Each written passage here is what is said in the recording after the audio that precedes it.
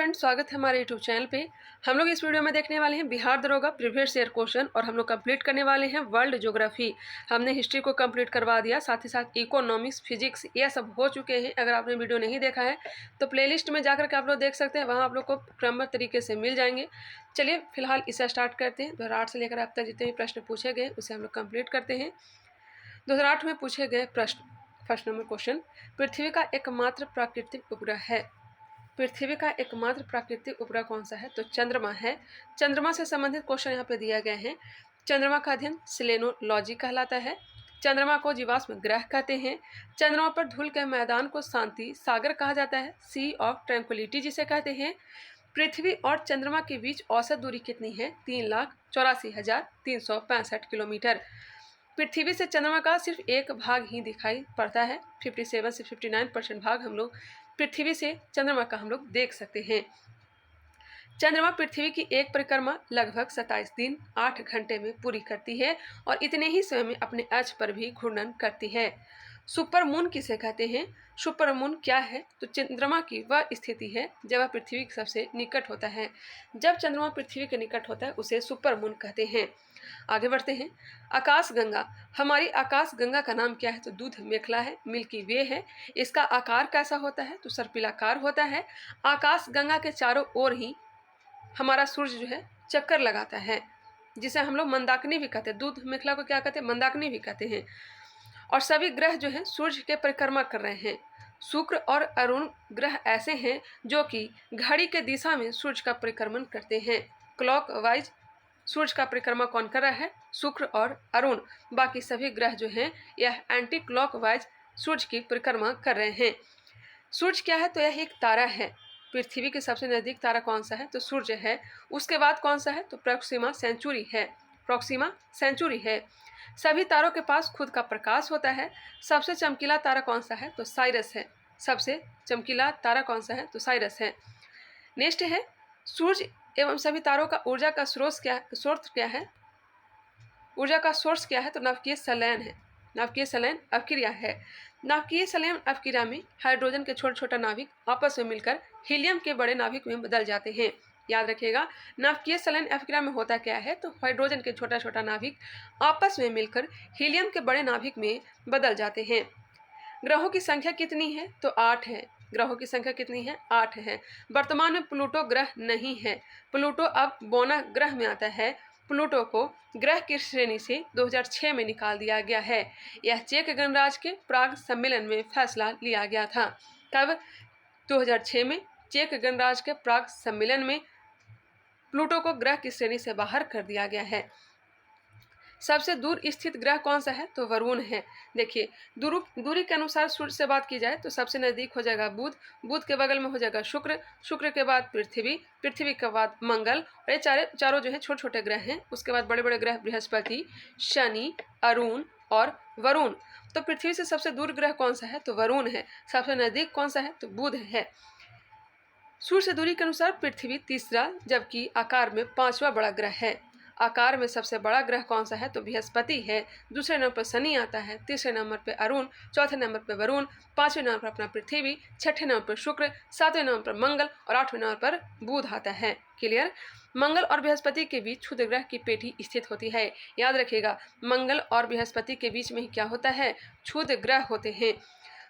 बुध सूर्य के सबसे नज़दीक ग्रह है। इसको सूर्य के परिक्रमण करने में 88 दिन का ही समय लगता है।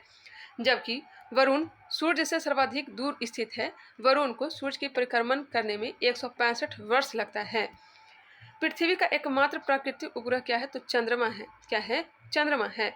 सबसे गर्म एवं चमकीला ग्रह कौन सा है? शुक्र है। शुक्र को भोर का तारा, शाम का तारा कहते हैं। पृथ्वी के जुड़वा वाहन या भगनी ग्रह किसे कहते हैं? तो शुक्र को कहते हैं। पृथ्वी का जुड़वा वाहन या फिर भगनी ग्रह किसे कहते हैं? शुक्र को कहते हैं। पृथ्वी अपने अक्ष पर 23.5 डिग्री झुकी हुई है। मंगल अपने अक्ष पर 25 डिग्री झुका हुआ है।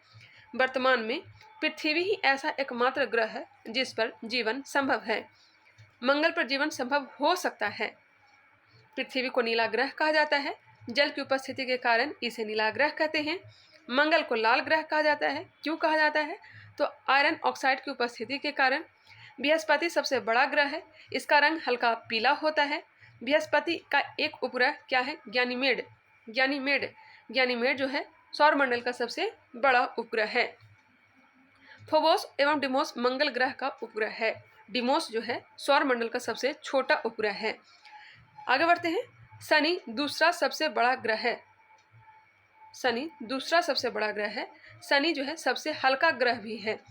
पानी से भी हल्का ग्रह कौन सा है? तो शनि है। अगर शनि ग्रह को पानी में डाल दिया जाए तो यह तैरने लगेगा। शनि के चारों तरफ रिंग होते हैं, वलय होते हैं। अरुण को लेटा हुआ ग्रह कहते हैं क्योंकि यह अपने अक्ष पर काफी लेटा हुआ है। बस आप लोग ध्यान से सुनेंगे। वरुण पर मीथेन गैस का बादल है जिसके कारण इसका रंग हरा होता है। वरुण का रंग कैसा होता है? तो हरा होता है। किसके कारण से? तो मीथेन गैस के कारण से। हरा ग्रह वरुण को कहते हैं। क्यों कहते हैं? मीथेन की उपलब्धता के कारण। आगे बढ़ते हैं। वर्तमान में सौरमंडल में सबसे ज्यादा चंद्रमा या उपग्रह किसके पास है? तो शनि ग्रह के पास है। शनि के पास कुल 145 चंद्रमा है। शनि के बाद दूसरे नंबर पर बृहस्पति ग्रह है जिसके पास 95 चंद्रमा है। यह जो है ऊपर नीचे होते रहता है, इसलिए आप लोग करंट के अनुसार से याद रखेंगे, ज्यादा बेटर रहेगा। हैली धूमकेतु 76 वर्ष बाद दिखाई देती है। पिछली बार कब दिखाई दिया है? 1986 में दिखाई दिया है। अब कब दिखाई देगा? 2062 में। हैली धूमकेतु जो है, माफ करेगा, हैली धूमकेतु 76 वर्ष बाद दिखाई देती है। पिछली बार 1986 में दिखाई दी, अगली बार 2062 में दिखाई देगी। ठीक है, आगे बढ़ते हैं। क्वेश्चन पे आप ध्यान देंगे। स्वेज नौ परिवहन नहर भूमध्य सागर को किसके साथ जोड़ती है? स्वेज नौ परिवहन नहर भूमध्य सागर को किसके साथ जोड़ती है? स्वेज नहर भूमध्य सागर को लाल सागर से जोड़ती है। इसका निर्माण कार्य 1854 ईस्वी में फ्रांसीसी इंजीनियर फर्डिनांड द लेसेप्स के निर्देशन में शुरू हुआ था। फर्डिनांड द लेसेप्स के निर्देशन में शुरू हुआ था 1854 में। स्वेज नहर का निर्माण 1869 ईस्वी में हुआ। इस नहर की लंबाई 168 किलोमीटर है। 1956 ईस्वी में मिस्र द्वारा इस नहर का राष्ट्रीयकरण कर दिया गया। कब? 1956 में मिस्र के द्वारा इस नहर का राष्ट्रीयकरण कर लिया गया। भूमध्य सागर की ओर से स्वेज नहर पर बंदरगाह पोर्ट सईद है। भूमध्य सागर की ओर से स्वेज नहर पर बंदरगाह कौन सा है? पोर्ट सईद है। वही लाल सागर की ओर से स्वेज नहर पर स्वेज पोर्ट अवस्थित है। स्वेज नहर से स्वेज पोर्ट और भूमध्य सागर की ओर से पोर्ट सईद स्थित है। पनामा नहर। पनामा नहर अटलांटिक महासागर और प्रशांत महासागर को जोड़ती है। पनामा नहर 1914 में बनकर तैयार हुआ था। 2000 ईस्वी में पनामा नहर पर पनामा देश का अधिकार है। 2000 ईस्वी से पनामा नहर पर पनामा देश का अधिकार है। यह क्वेश्चन पूछा गया तो इससे संबंधित ऐसा क्वेश्चन पूछे जाने की संभावना रहती है। आगे बढ़ते हैं। विश्व के प्रमुख जल संधि जैसे कि बेरिंग जल संधि, यह चुक्सी सागर को बेरिंग सागर से जोड़ती है। बेरिंग जल संधि प्रशांत महासागर और आर्कटिक महासागर के बीच का प्रवेश द्वार है। अंतर्राष्ट्रीय तिथि रेखा के समानांतर बेरिंग जल संधि स्थित है। अंतर्राष्ट्रीय तिथि रेखा के समानांतर बेरिंग जल संधि है। मलाक्का जल संधि। मलाक्का जल संधि अडमान सागर एवं दक्षिण चीन सागर को जोड़ती है। पाक जल संधि भारत एवं श्रीलंका के बीच है। डोवर जल संधि इंग्लिश चैनल और उत्तरी सागर के बीच। जिब्राल्टर जल संधि अटलांटिक महासागर और भूमध्य सागर के बीच। हार्मुज जल संधि फारस की खाड़ी एवं ओमान की खाड़ी के बीच। बाब अल मंडेब जल संधि लाल सागर एवं अरब सागर के बीच में है। एक बार फिर से रिकॉल कर लेते हैं। मलाक्का जल संधि अडमान सागर एवं दक्षिण चीन सागर के बीच। पाक जल संधि भारत एवं श्रीलंका के बीच। डोवर जल संधि इंग्लिश चैनल एवं उत्तरी सागर के बीच। जिब्राल्टर जल संधि अटलांटिक महासागर एवं भूमध्य सागर के बीच। हार्मुज जल संधि फारस की खाड़ी एवं ओमान की खाड़ी के बीच। बाब अल मंडेब जल संधि लाल सागर एवं अरब सागर के बीच। अंतर्राष्ट्रीय तिथि रेखा के समानांतर बेरिंग जल संधि स्थित है। 2012 में पूछे गए प्रश्न को हम लोग क्लियर करने वाले हैं। चलिए स्टार्ट करते हैं। क्वेश्चन नंबर 1, विश्व में सर्वाधिक उत्पादित खाद्य फसल है। विश्व में सर्वाधिक उत्पादित खाद्य फसल कौन सा है? तो गेहूं है। विश्व में गेहूं का सबसे ज्यादा उत्पादन करने वाला देश कौन सा है? चीन है, जबकि भारत का स्थान दूसरे नंबर पर आता है। भारत का सबसे अधिक उत्पादित खाद्य फसल क्या है? तो चावल है। विश्व में चावल का सबसे ज्यादा उत्पादक देश कौन सा है? तो चीन है। दूसरा स्थान भारत का आता है चावल उत्पादन में भी। विश्व में चावल निर्यात में भारत का स्थान पहला है। निर्यात में भारत का स्थान क्या है? पहला नंबर पे आता है। भारत में सबसे ज्यादा चावल पश्चिम बंगाल में होता है, जबकि सबसे ज्यादा गेहूं उत्तर प्रदेश में होता है। प्रति हेक्टर गेहूं के उत्पादन में पहला स्थान किसका है? तो पंजाब का है। प्रति हेक्टर गेहूं के उत्पादन पहला स्थान किसका है? पंजाब का है। कॉफी या कहवा में कैफीन पाया जाता है। चाय में कैफीन और टैनिन पाया जाता है। कहवा के उत्पादन में पहले स्थान पर ब्राजील आता है। ब्राजील को विश्व का कहवा पात्र कहा जाता है। साओ पालो को विश्व का कहवा मंडी कहा जाता है। याद रखिएगा, साओ पालो को विश्व का कहवा मंडी कहा जाता है। सैंटोस को विश्व का कहवा बंदरगाह कहा जाता है। चाय के उत्पादन में पहले स्थान पर चीन है। और भारत में चाय उत्पादन में पहला स्थान किसका है? तो असम का हो जाएगा। गन्ना विश्व की प्रमुख नकदी फसल है। गन्ना विश्व की प्रमुख नकदी फसल है। वर्तमान विश्व में सर्वाधिक गन्ना भारत में होता है, उसके बाद ब्राजील में होता है। भारत में सबसे अधिक गन्ना कहाँ होता है? तो उत्तर प्रदेश में। हालांकि अभी चीनी उत्पादन में पहला स्थान महाराष्ट्र का आ गया था। भारत में उत्तर प्रदेश को चीनी का कटोरा कहा जाता है। विश्व में क्यूबा देश को चीनी का कटोरा कहा जाता है। विश्व की बात की जाए तो चीनी का कटोरा क्यूबा हो जाएगा। भारत में सबसे अधिक गन्ना मिल कहाँ है? तो महाराष्ट्र में है। सबसे अधिक गन्ना मिल कहाँ है? तो महाराष्ट्र में है। आगे बढ़ते हैं। सर्वाधिक जनसंख्या वाला शहर कौन सा है? सर्वाधिक जनसंख्या वाला शहर टोक्यो है, जो कि कहाँ में है? जापान में। विश्व में सबसे बड़ा शहर क्षेत्रफल की दृष्टि से कौन सा है? तो लंदन है, जो कि इंग्लैंड में है। विश्व में सबसे बड़ा शहर क्षेत्रफल की दृष्टि से कौन सा है? तो लंदन है। विश्व में सबसे अधिक क्षेत्रफल वाला देश कौन सा है? तो रूस है। क्षेत्रफल वाला देश रूस है। विश्व में कम जनसंख्या तथा क्षेत्रफल वाला देश कौन सा है? तो वेटिकन सिटी है। यहाँ जनसंख्या भी कम है, क्षेत्रफल भी कम है। विश्व में सबसे अधिक जनसंख्या वाला देश कौन सा है? तो अपना भारत का है। 2011 का जनगणना के अनुसार पूछेगा तो दूसरे स्थान पर भारत आ जाएगा, पहले स्थान पर चीन ही रहेगा। ठीक है। भारत में सर्वाधिक जनसंख्या घनत्व वाला शहर कौन सा है? शहर की बात हो रही है या फिर केंद्र शासित प्रदेश की बात हो तो दिल्ली का स्थान आ जाएगा। राज्यों में बिहार का स्थान है जनसंख्या घनत्व के मामले में। भारत में सर्वाधिक कम जनसंख्या घनत्व वाला राज्य कौन सा है? तो अरुणाचल प्रदेश है। जनसंख्या घनत्व सबसे कम कहाँ है? अरुणाचल प्रदेश। क्षेत्रफल के हिसाब से भारत का सबसे बड़ा शहर कौन सा है? क्षेत्रफल के हिसाब से भारत का सबसे बड़ा शहर दिल्ली है। जनसंख्या के हिसाब से भारत का सबसे बड़ा शहर मुंबई है। विश्व जनसंख्या दिवस कब मनाया जाता है? तो 11 जुलाई को मनाया जाता है। जनसंख्या कौन सी सूची में आता है? तो समवर्ती सूची में आता है। जनगणना कौन सी सूची में आता है? तो संघ सूची में आता है। क्लियर। आगे बढ़ते हैं। एशिया में होते हुए भी कौन से देश यूरोपीय संघ का सदस्य है? एशिया में होते हुए कौन सा देश यूरोपीय संघ का सदस्य है? यहाँ पे तो इसका आंसर यूरोपीय संघ का सदस्य नहीं है दिया गया है। इनमें से कोई भी यूरोपीय संघ का सदस्य नहीं है। ऐसे रूस हो सकता था। चलिए यहाँ पे जो दिया गया वही देख लेते हैं। वर्तमान यूरोपीय संघ में 27 देश हैं। ऑस्ट्रेलिया है, बेल्जियम है, बुल्गारिया है, क्रोएशिया है, साइप्रस है, चेक गणराज्य, Denmark, Estonia, Finland, France, Germany, यूनान, Hungary, Ireland, Italy, Latvia, Lithuania, Luxembourg, Malta, Netherland, Poland, पुर्तगाल, रोमानिया, स्लोवाकिया, स्लोवेनिया, स्पेन और स्वीडन। यहाँ पे क्वेश्चन क्या पूछा गया था? कौन सा देश यूरोपीय संघ का सदस्य है? तो इसका आंसर कोई भी नहीं होगा। ठीक है, यहाँ पे दिया गया था। ऐसा रूस जो है एशिया और यूरोप दोनों में आता है। यूरोपीय संघ वर्तमान में 27 यूरोपीय देशों का एक राजनीतिक और आर्थिक संघ है। यूरोपीय संघ के सदस्य देश यूरोपीय महाद्वीप के अधिकांश हिस्से को कवर करती है। यूरोपीय संघ का मुख्यालय ब्रुसेल्स बेल्जियम में है। यूरोपीय संघ की आधिकारिक मुद्रा यूरो है। क्या है? यूरो है, जिसे EU के 19 सदस्यों साझा करते हैं। यूरोपीय संघ के 19 सदस्य साझा करते हैं। इन सदस्यों को यूरोजन के नाम से जाना जाता है। इन सदस्यों को यूरो जोन के नाम से जाना जाता है। यूरो जोन के नाम से जाना जाता है। यूरोपीय संघ से संबंधित संधि कब कब हुई है? 1958 में रोम की संधि, 1993 में maastricht की संधि, 2009 में लिस्बन की संधि। ब्रिटेन का यूरोपीय संघ से बाहर निकलने की घटना ब्रेक्सिट कहा जाता है। नेक्स्ट है, एशिया में कितने देश हैं? एशिया में कितने देश हैं? वर्तमान में विश्व में कुल 7 महादेश हैं। क्षेत्रफल के घटते क्रम में एशिया, अफ्रीका, उत्तरी अमेरिका, दक्षिणी अमेरिका, अंटार्कटिका, यूरोप और ऑस्ट्रेलिया। सबसे छोटा महाद्वीप कौन सा है या फिर महादेश कौन सा है? तो ऑस्ट्रेलिया है। सबसे बड़ा महादेश एशिया एवं सबसे छोटा महादेश ऑस्ट्रेलिया है। यहाँ पे दिया गया है अफ्रीका में कुल 54 देश हैं। सबसे ज़्यादा देशों की संख्या अफ्रीका महाद्वीप में ही है। एशिया में कुल 48 देश हैं। विकिपीडिया के अनुसार 50 देश हैं। उत्तरी अमेरिका में कुल 23 देश हैं। वहीं दक्षिण अफ्रीका में 12 देश हैं। संयुक्त राष्ट्र के मुताबिक यूरोप में 44 देश हैं। अंटार्कटिका महाद्वीप विज्ञान के लिए समर्पित महाद्वीप है। यहाँ पे आंसर नहीं दिया गया है। चलिए आगे है। नियाग्रा फॉल्स यहाँ स्थित है। नियाग्रा फॉल्स है। नियाग्रा जलप्रपात कहाँ है? तो अमेरिका में होना चाहिए, अमेरिका में। नियाग्रा जलप्रपात संयुक्त राज्य अमेरिका और कनाडा के सीमा पर है या सेंट लॉरेंस नदी पर है। विश्व का सबसे ऊंचा जलप्रपात एंजिन जलप्रपात है जो कि वेनेजुएला में कैरो नदी पर है। विश्व का सबसे ऊंचा जलप्रपात एंजिन जलप्रपात कौन सी नदी पर है?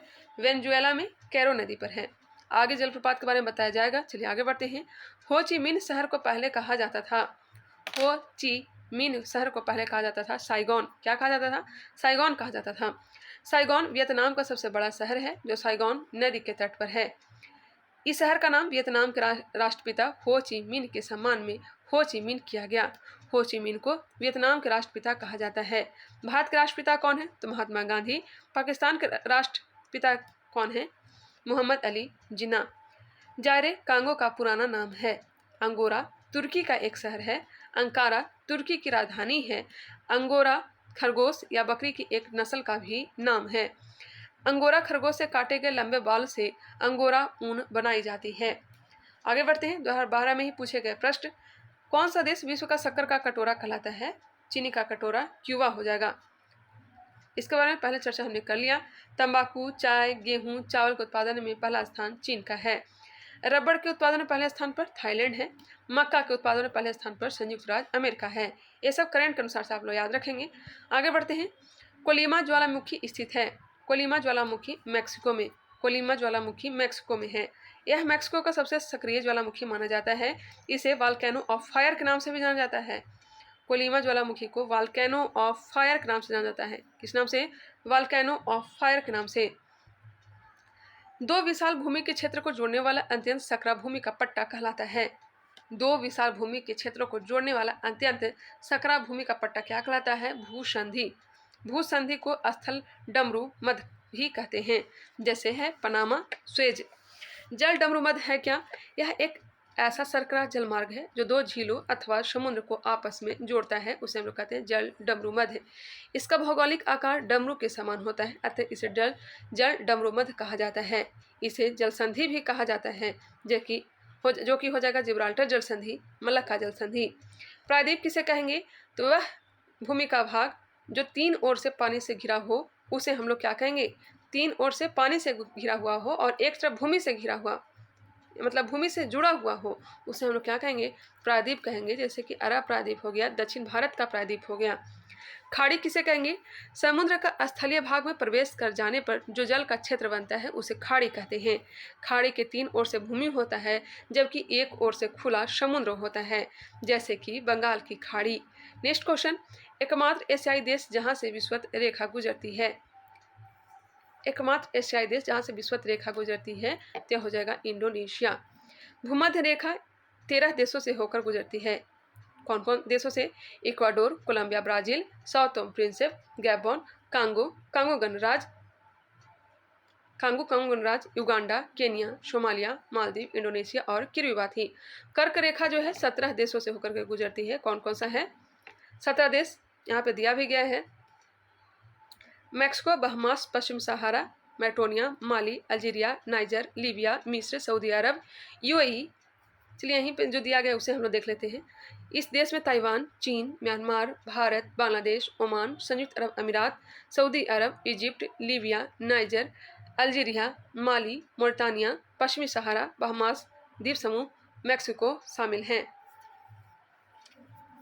मैं क्रम से याद रखी हुई हूँ, अगर चाहे तो आप लोग भी क्रम से याद रख सकते हैं। मैक्सिको, बहमास, पश्चिमी Sahara, Mauritania, Mali, Algeria, Niger, Libya, Saudi Arab, UAE, Bharat, Saudi Arab, UAE, Myanmar, Bharat, Myanmar, Bangladesh, चीन, ताइवान। इस तरह से याद रखेंगे।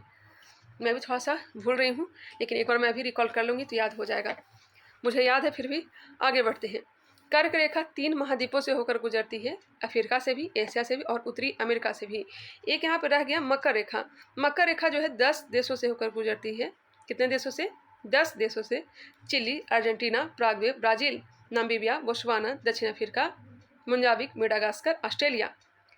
याद रखिएगा, Chile, Argentina, Paraguay, Brazil, Namibia, Botswana, दक्षिण अफ्रीका, मोजाम्बिक, मेडागास्कर, ऑस्ट्रेलिया। यहाँ पे भी दिया गया है अर्जेंटीना, चिली, नामीबिया, दक्षिण Africa, Madagascar, Australia, Brazil, Paraguay, Botswana और मोजाम्बिक। आप लोग बस क्रम से याद रखा करिए। भारत से होकर के कर्क रेखा गुजरती है और यह 8 राज्यों से होकर गुजरती है। गुजरात, राजस्थान, मध्य प्रदेश, छत्तीसगढ़, झारखंड, पश्चिम बंगाल, त्रिपुरा और मिजोरम। कर्क रेखा उत्तरी गोलार्ध में 23.5 डिग्री उत्तरी अक्षांश की रेखा है।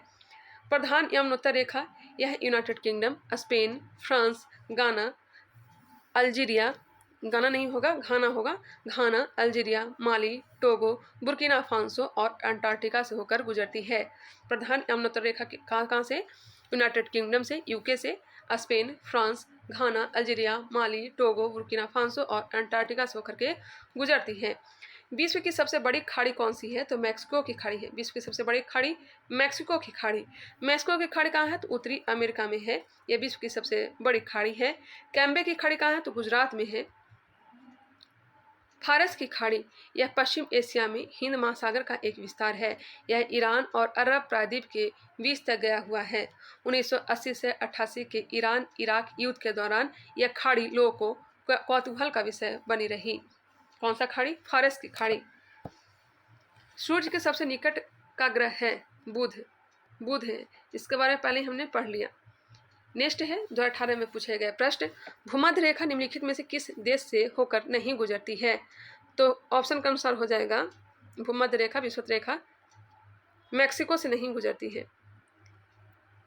भूमध्य रेखा मैक्सिको से होकर नहीं गुजरती है। आगे बढ़ते हैं। पृथ्वी के मध्य सतह से होकर गुजरने वाली वह अक्षांश रेखा जो उत्तरी एवं दक्षिणी ध्रुव के बराबर दूरी पर होती है, यह शून्य अंश की अक्षांश रेखा है। इसे विषुवत रेखा भी कहा जाता है। विषुवत रेखा के उत्तरी भाग को उत्तरी गोलार्ध कहते हैं, दक्षिणी वाले भाग को दक्षिणी गोलार्ध कहते हैं। भूमध्य रेखा से ऊपर या नीचे जाने पर गर्मी एवं जैव विविधता घटता है। विषुवतीय प्रदेश में जैव विविधता अधिक पाया जाता है। भूमध्य रेखा क्षेत्र में गर्म जलवायु पाया जाता है। भूमध्य रेखीय जलवायु रसदार फल के लिए अधिक उपयुक्त है। भूमध्य रेखीय जलवायु रसदार फल के लिए, अंगूर के लिए खास करके उपयुक्त है। आगे है, निम्न में से कौन सी आग्नेय चट्टान नहीं है? पेडोटाइट, स्कोरिया, ग्रेनाइट, यह सब आग्नेय चट्टान है, जबकि सेल जो है यह आग्नेय चट्टान नहीं है, यह अवसादी चट्टान है। सेल से सलेट का निर्माण होता है, बाकी तीनों आग्नेय चट्टान है। चट्टान कहते किसे हैं? पृथ्वी सतह के ऊपर या नीचे जाने वाले मुलायम या कठोर पदार्थ को चट्टान कहा जाता है। चट्टान 3 प्रकार के होते हैं, आग्नेय चट्टान होते हैं, अवसादी होते हैं और रूपांतरित चट्टान होते हैं। आग्नेय चट्टान किसे कहेंगे? आग्नेय चट्टान ज्वालामुखी उद्गार से प्राप्त लावा, मैग्मा आदि से निर्मित होता है। इसे प्राथमिक चट्टान कहते हैं। इसमें जीवाश्म ईंधन नहीं पाया जाता है। यह मैग्मा या लावा के ठंडा होने से बनता है। यह परतदार नहीं होता है। इसमें खनिज एवं धातु पाए जाते हैं। इसका एग्जाम्पल है ग्रेनाइट, बेसाल्ट, गेब्रो। नेक्स्ट क्वेश्चन माफ करिएगा, अवसादी चट्टान देख लेते हैं। इसे द्वितीय चट्टान कहते हैं। आग्नेय चट्टान के अपक्षेपण या अपरदन से बनता है। यह परतदार होता है। इसमें जीवाश्म चट्टान भी कहा जाता है या फिर जीवाश्म भी पाए जाते हैं। अवसादी चट्टानों जीवाश्म में पाए जाते हैं। इस कारण से इसमें कच्चा तेल, पेट्रोलियम, कोयला इत्यादि पाया जाता है। आग्नेय चट्टान ग्रेनाइट का रूपांतरण नीस में होता है। आग्नेय चट्टान ग्रेनाइट का रूपांतरण नीस में होता है। बेसाल्ट का रूपांतरण एम्फीबोलाइट में होता है। गैब्रो आग्नेय चट्टान का रूपांतरण सर्पेंटाइन में होता है। नेक्स्ट है, गर्म रेगिस्तानों में तथा उनके चारों ओर पवन धूल से बनाने वाली मृदा को क्या कहा जाता है? गर्म रेगिस्तानों तथा उनके चारों ओर पवन धूल से बनाने वाली मृदा को क्या कहा जाता है? लोएस मृदा कहा जाता है। क्या कहा जाता है? लोएस मृदा। गर्म रेगिस्तानों में तथा उनके चारों ओर पवन धूल से बनाने वाली मृदा को क्या कहा जाता है? तो इसे कहते हैं लोएस मृदा। क्या कहते हैं? लोएस मृदा। आगे बढ़ते हैं। गर्म रेगिस्तानों में तथा उनके चारों ओर पवन धूल से बनने वाली मृदा को लोएस मृदा कहते हैं। लोएस का मैदान पवन द्वारा निर्मित मैदान है। लोएस का मैदान अधिकतर फ्रांस एवं चीन में पाया जाता है। मृदा कई ठोस, तरल और गैसीय पदार्थों का मिश्रण है। यह भूप्रपट्टी के सबसे ऊपरी स्तर में पाई जाती है। यह भूप्रपट्टी के सबसे ऊपरी स्तर में पाई जाती है। मृदा का निर्माण जैविक, भौतिक और रासायनिक प्रक्रियाओं के एक लंबे समय तक बने रहने से होता है। मिट्टी का कण के आकार के आधार पर बंटवारा। बलुई या पथरीली मिट्टी। इसमें मिट्टी के कण का आकार काफ़ी बड़ा होता है। इसमें जल अवशोषण की क्षमता काफ़ी कम होता है। चिकनी मिट्टी। इसमें मिट्टी के कण का आकार काफ़ी छोटा छोटा होता है। इसमें जल अवशोषण की क्षमता सबसे अधिक होती है। इसका इस्तेमाल कुम्हार द्वारा खिलौना इत्यादि बनाने में किया जाता है।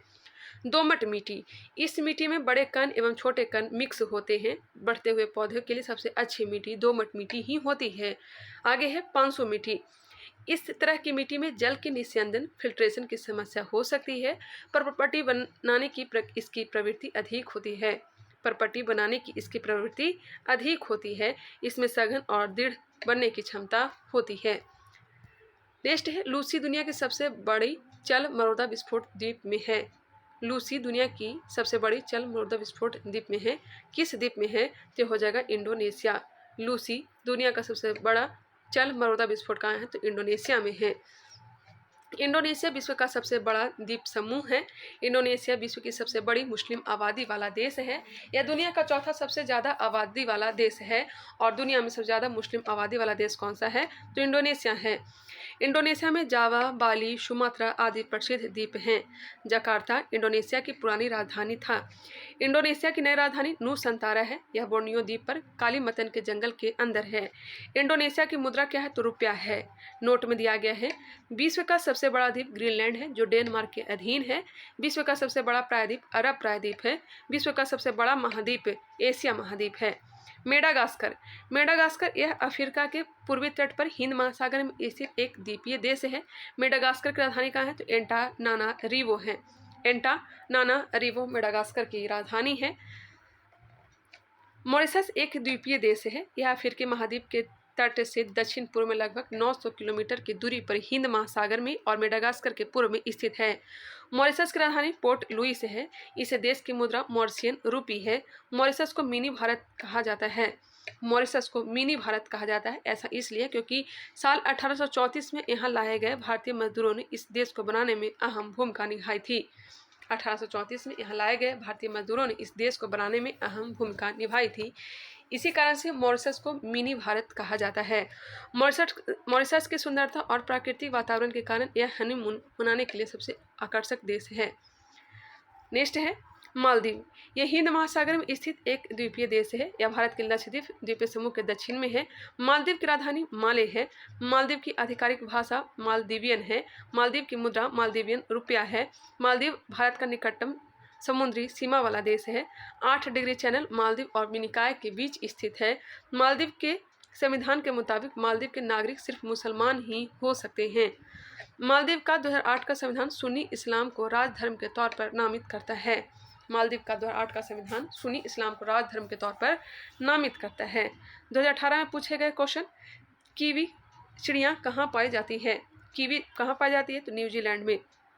न्यूजीलैंड का यह राष्ट्रीय पक्षी भी है। कीवी पक्षी न उड़ सकने वाले पक्षियों में सबसे छोटी पक्षी है और यह सिर्फ न्यूजीलैंड में ही पाया जाता है। कीवी पक्षी रेटाइड्स परिवार का सदस्य है। कौन से परिवार? रेटाइड्स परिवार का सदस्य है। यह गोंडवाना मूल का पक्षी है। कीवी एक अद्वितीय और जिज्ञासु पक्षी है। इसका वैज्ञानिक नाम एप्टेरिक्स मंटली है। नॉर्वे की राजधानी कहाँ है? तो ओस्लो। नॉर्वे की राजधानी ओस्लो है। शांति का नोबेल पुरस्कार ओस्लो में ही प्रदान किया जाता है। नॉर्वे की मुद्रा क्या है? नॉर्वेजियन क्रोन है। नॉर्वे की आधिकारिक भाषा नॉर्वेजियन है। नॉर्वे को लैंड ऑफ द मिडनाइट सन भी कहा जाता है। लैंड ऑफ द मिडनाइट सन कहा जाता है किसे? नॉर्वे को मध्यरात्रि का देश कहा जाता है। निम्नलिखित में से सूर्योदय सबसे पहले कहाँ होगा?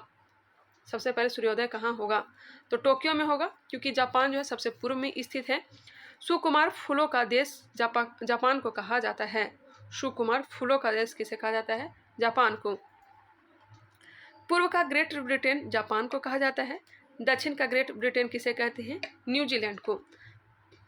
जापान का जापानी भाषा में नाम निप्पॉन है। जापान का जापानी भाषा में नाम क्या है? निप्पॉन, जिसका अर्थ होता है आशय, जिसका आशय है सूर्योदय का देश। अच्छा, निप्पॉन का अर्थ क्या होता है? सूर्योदय का देश। जापान एशिया महाद्वीप के पूर्वी तट के निकट प्रशांत महासागर में चाप की आकृति में अवस्थित है। जापान एशिया महाद्वीप के पूर्वी तट के निकट प्रशांत महासागर में चाप की आकृति में अवस्थित है। जापान पूर्वी एशिया में एक द्वीप देश है। यह रिंग ऑफ फायर का हिस्सा है। जापान 4 बड़े आकार के द्वीप उत्तर से दक्षिण क्रमशः होकाइडो, होन्शु, शिकोकू एवं क्यूशु है। शिकाइडो, होन्शु, शिकोकू एवं क्यूशु क्रम से दिया गया उत्तर से दक्षिण। एक बार फिर से देख लेते हैं। होकाइडो, होन्शु, शिकोकू एवं क्यूशु है। जापान के द्वीपों में सबसे बड़ा द्वीप होन्शु है तत्परांत क्रमशः होकाइडो है, फिर क्यूशू है एवं शिकोकू, यह जो है आकार के अनुसार से दिया गया है। नागोया को जापान का डेंट्राइट एवं जापान का ब्रेड फोर्ड भी कहा जाता है। नागोया को जापान का डेंट्राइट एवं जापान का ब्रेड फोर्ड भी कहा जाता है और ओसाका को जापान का मैनचेस्टर की संज्ञा दी गई है। नेक्स्ट है मिलान करने के लिए दिया गया है। मिलान करेंगे, पर रहित कीड़ा, पर रहित कीड़ा, बिना पर के कीड़ा कौन सा है, तो हो जाएगा सिल्वर फिश। उड़ान रहित पक्षी, मतलब न उड़ सकने वाली पक्षी, ये हो जाएगा कीवी। अंग रहित रेंगने वाला, अंग बिना अंग के रेंगने वाला कौन सा है, तो हो जाएगा सांप। अंग रहित पशु, अंग रहित पशु मछली।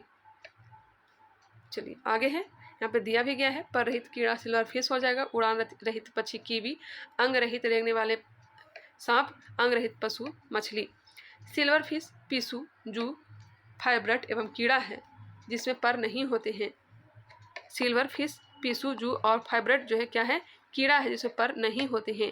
एमू, कीवी, ऑस्ट्रिच एवं पेंगुइन उड़ान रहित पक्षी है। नहीं उड़ सकने वाली पक्षी कौन कौन सा है, तो एमू है, कीवी है, ऑस्ट्रिच है और पेंगुइन है। नेक्स्ट है पृथ्वी की सतह का कितना भाग समुद्र तल से प्राप्त है, तो हो जाएगा 29%। 29% समुद्र तल से प्राप्त है। 71% जो है जलीय भाग है। ध्रुवपट्टी या ठोस पृथ्वी का सबसे बाहरी भाग है। इसके मोटाई महाद्वीपों व महासागरों के नीचे अलग अलग है। महासागरों के नीचे इसकी औसत मोटाई 5 किलोमीटर है, जबकि महाद्वीपों के नीचे इसकी मोटाई जो है लगभग 35 किलोमीटर। उत्तरी गोलार्ध में स्थल की प्रधानता है, इसलिए इसे स्थलीय गोलार्ध भी कहते हैं। उत्तरी गोलार्ध में विश्व के लगभग 90% जनसंख्या निवास करती है। दक्षिणी गोलार्ध में जल की प्रधानता होता है, इसलिए इसे जलीय गोलार्ध भी कहते हैं। नेक्स्ट क्वेश्चन पे गौर करेंगे, निम्नलिखित में से कौन सही ढंग से मिलाया गया है। सही ढंग से मिलाया गया, नीस रूपांतरित चट्टान है। नीस क्या है, रूपांतरित चट्टान है। देखिए, आग्नेय चट्टानों के रूपांतरण से बनी शैलें ग्रेनाइट का नीस में, बेसाल्ट का शिस्ट या एम्फीबोलाइट में, गैब्रो का रूपांतरण सरपेंटाइन में होता है। वही अवसादी चट्टानों के रूपांतरण से बनी शैलें हैं चूना पत्थर या डोलोमाइट, इसका रूपांतरण होता है संगमरमर में। सैल का होता है सलेट में। वही रूपांतरण चट्टान के रूपांतरण से बनी शैल, मतलब रूपांतरण से भी रूपांतरण होता है। कौन कौन से चट्टान है, तो सलेट हो जाएगा।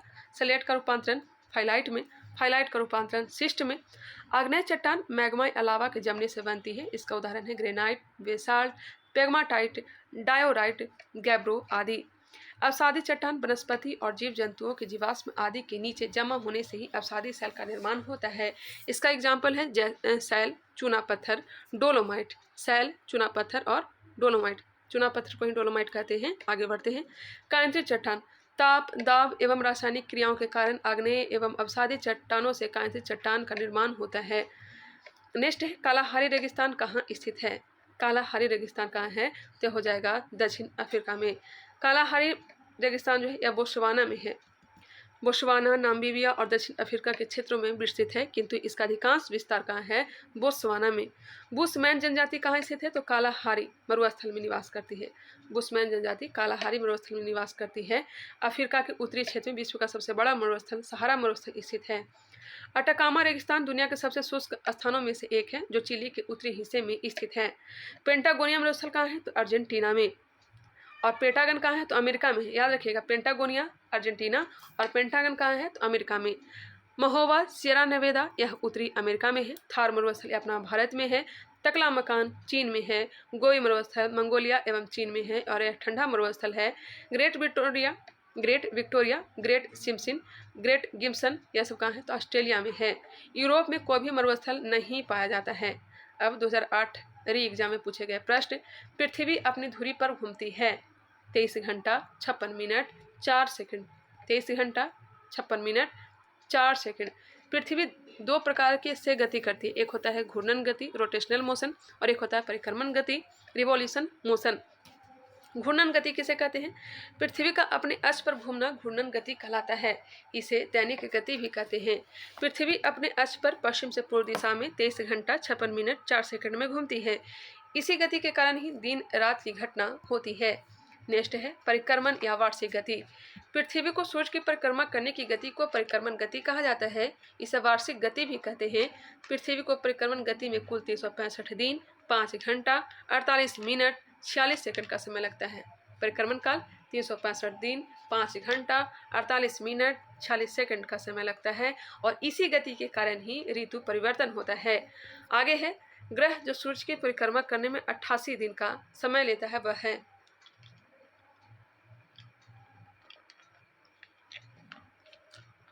बुध। जो है सूर्य की परिक्रमा करने में 88 दिन का ही समय लेता है। इसका परिक्रमण काल कितना है? 88 दिन, जो सभी ग्रहों से सबसे कम है। हमने पहले ही चर्चा कर लिया था, जबकि वरुण 165 वर्ष का समय लेता है। उस शहर का देशांतर क्या है जहाँ का स्थान समय 6 बजे शाम है, जबकि ग्रीनविच समय 4 बजे शाम है। 4 बजे शाम है।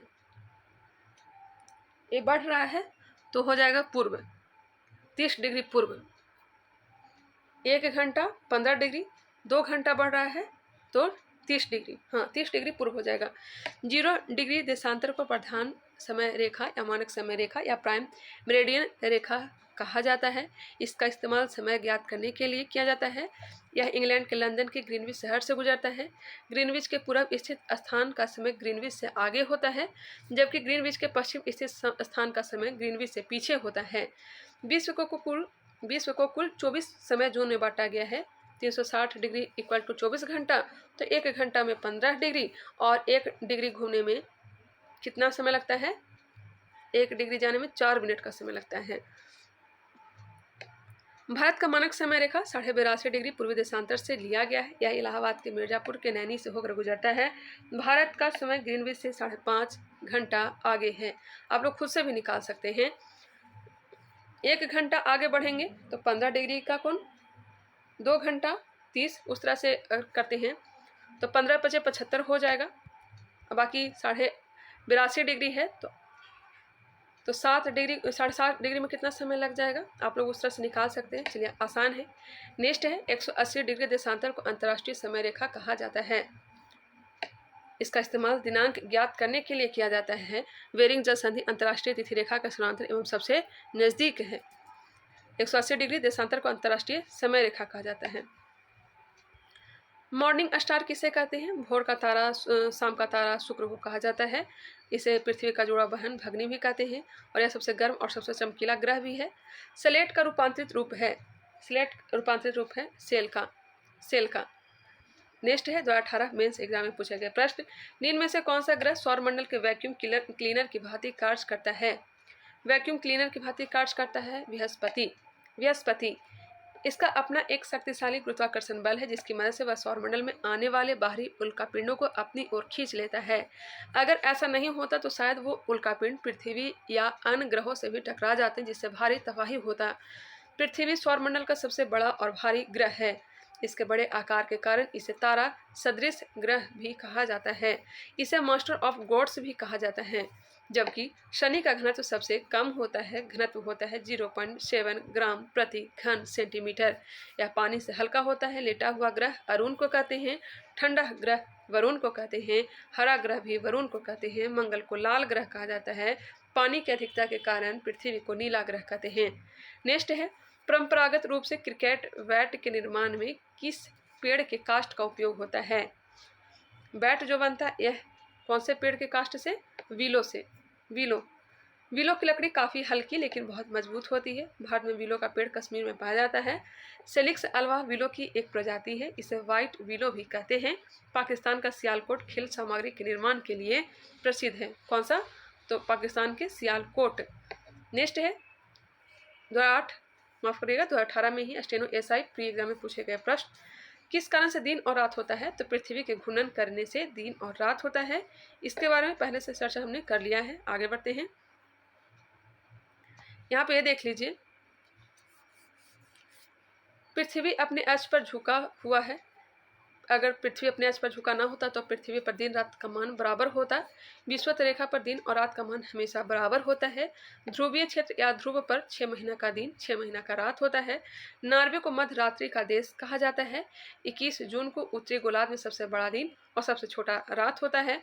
21 जून को अंतर्राष्ट्रीय योग दिवस भी मनाया जाता है।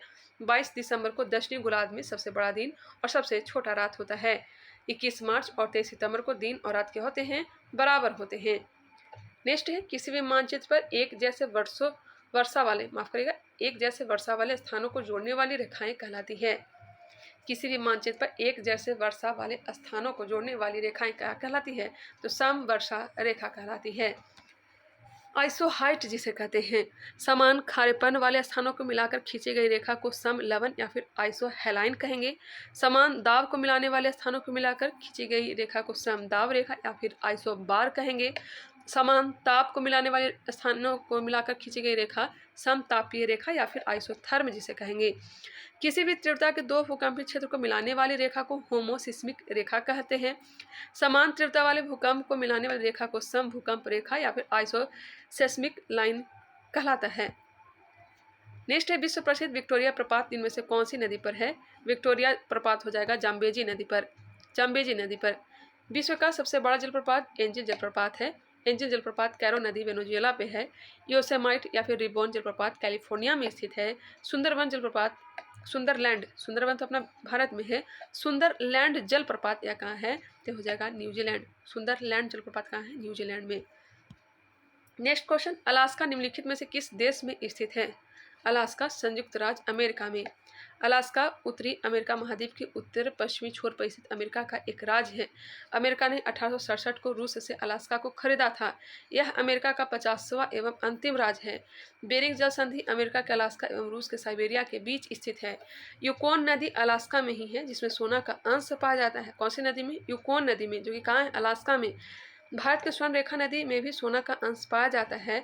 अलास्का के कटमई पर्वत क्षेत्र को हजार धुआरों की पेटी कहा जाता है। नेक्स्ट क्वेश्चन, अलास्का के कटमई पर्वत को हजार धुआरों की पेटी कहते हैं। इनमें से किसने पहली बार यह व्याख्या की थी कि पृथ्वी अपने धुरी पर घूमने के कारण प्रतिदिन सूर्योदय एवं सूर्यास्त होता है? यह कहा था आर्यभट्ट ने। आर्यभट्ट गुप्तकालीन गणितज्ञ एवं खगोलज्ञ थे। आर्यभट्ट की पुस्तक का नाम है सूर्य सिद्धांतिका या फिर आर्यभट्टियम। आर्यभट्ट को शून्य एवं दशमलव प्रणाली का जनक माना जाता है।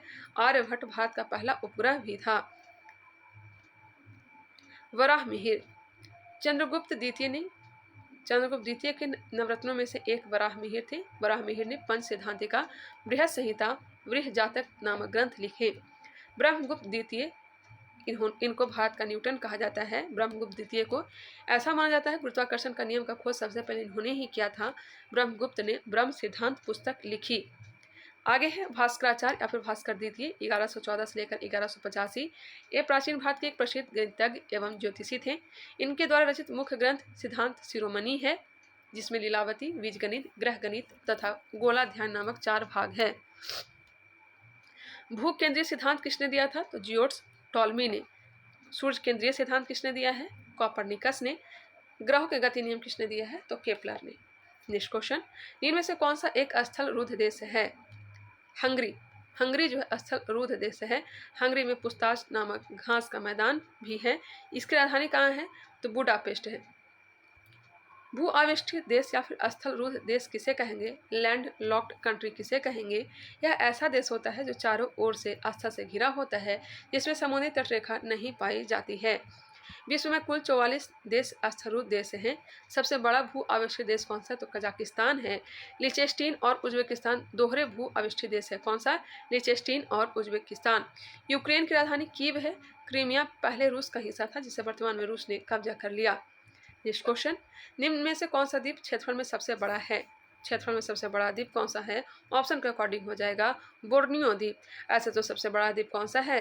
ग्रीनलैंड है। बोर्नियो द्वीप पश्चिमी मध्य प्रशांत महासागर में स्थित है। यह इंडोनेशिया का हिस्सा है। सुमात्रा द्वीप भी इंडोनेशिया का हिस्सा है। मेडागास्कर द्वीप हिंद महासागर में स्थित है। नेक्स्ट क्वेश्चन, इनमें से किस क्षेत्र में भूमध्य सागरीय जलवायु प्रचलित है? भूमध्य सागरीय जलवायु पंपास। भूमध्य सागरीय जलवायु पंपास में प्रचलित, माफ करिएगा, इनमें से किस क्षेत्र में भूमध्य सागरीय जलवायु प्रचलित नहीं है? तो पंपास में नहीं है, मध्य चिली, केपटाउन, एडिलेड में है। भूमध्य सागरीय जलवायु की विशेषता क्या है? तो ठंड में बरसात। भूमध्य सागरीय जलवायु का रसदार फलों के लिए महत्वपूर्ण है। पंपास जो है अर्जेंटीना में शीतोष्ण कटिबंधीय घास के मैदान को कहते हैं। कंबोज ब्राजील में उष्ण कटिबंधीय घास के मैदान को कंबोज कहते हैं। उष्ण कटिबंधीय सदाबहार वन के वृक्षों की पत्तियां कैसी होती हैं? तो चौड़ी होती है। भारत की जलवायु उष्ण कटिबंधीय एवं मानसूनी दोनों है। यहाँ गर्मी में भारी बरसात होता है। नेक्स्ट क्वेश्चन है, वह देश जो विश्व में रेशम का सबसे बड़ा उत्पादक है तो यह चीन है। रेशम का जन्मभूमि चीन को कहते हैं। रेशम का सबसे बड़ा उत्पादक एवं निर्यातक भी कौन है तो चीन ही है। रेशम पालन को क्या कहते हैं तो सेरीकल्चर कहते हैं। प्राचीन समय में रेशम मार्ग पर कुषाणों ने अधिकार कर लिया था। भारत में सबसे अधिक रेशम कहाँ होते हैं तो कर्नाटक में होते हैं। रेशम का उत्पादन शहतूत के वृक्ष पर पलने वाली कीड़ा से प्राप्त होता है। भारत में मुलवरी, ईरी, तस एवं मूंगा सभी चारों प्रकार के रेशम का उत्पादन होते हैं। संयुक्त राज्य अमेरिका को छोड़कर विश्व के निम्न देशों में से कौन सा देश कच्चे तेल का सर्वाधिक उत्पादन करता है। संयुक्त राज्य अमेरिका को छोड़कर विश्व के निम्न देशों में से कौन सा देश कच्चे तेल का सर्वाधिक उत्पादन करता है। सऊदी अरब। पेट्रोलियम या कच्चा तेल अवसादित चट्टानों से प्राप्त होता है। ओपेक देश पेट्रोलियम उत्पादक देशों का समूह है। ओपेक इसका फुल फॉर्म होता है the organisation of the petroleum exporting countries. OPEC 13 तेल निर्यातक देशों का एक समूह है। ओपेक की स्थापना 1960 में बगदाद सम्मेलन में ईरान, इराक, कुवैत, सऊदी अरब, वेनेजुएला द्वारा की गई थी। ओपेक का मुख्यालय वियना में है। संगठन का लक्ष्य पेट्रोलियम नीतियों का समन्वय करना, सदस्य राज्यों को तकनीकी और आर्थिक सहायता प्रदान करना है। ओपेक का लक्ष्य वैश्विक तेल बाजार को प्रभावित करना और मुनाफा अधिकतम करना भी है। भारत का सर्वाधिक विदेशी मुद्रा खर्च पेट्रोलियम पदार्थों के आयात पर होता है।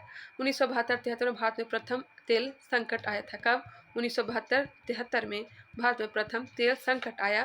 भारत में द्वितीय तेल संकट खाड़ी युद्ध के कारण 1990-91 में आया। तो आज के लिए इतना ही रहने देते हैं, नेक्स्ट वीडियो में इसे कंप्लीट कर लेंगे। तो चलिए मिलते हैं नेक्स्ट वीडियो में। वीडियो पसंद आया तो लाइक कर लीजिएगा, कमेंट करके बताइएगा वीडियो कैसा लगा। अभी तक हमारे चैनल को सब्सक्राइब नहीं किया तो सब्सक्राइब कर लीजिए, साथ ही साथ बेल आइकन को क्लिक कर लीजिए। इसका मास्टर वीडियो जो है एजुकेशन ब्रांच चैनल पे मैं अपलोड कर दूँगी, क्योंकि वो भी हमारा ही चैनल है और उसे मैंने बहुत ही मेहनत से खड़ा किया है। इस कारण से उसमें मैं मास्टर वीडियो ही डाल दे रही हूँ। टाइम नहीं मिल पा रही है के कारण उतना मैं वीडियो नहीं बना पा रही हूँ। तो मिलते हैं नेक्स्ट वीडियो में, तब तक के लिए धन्यवाद।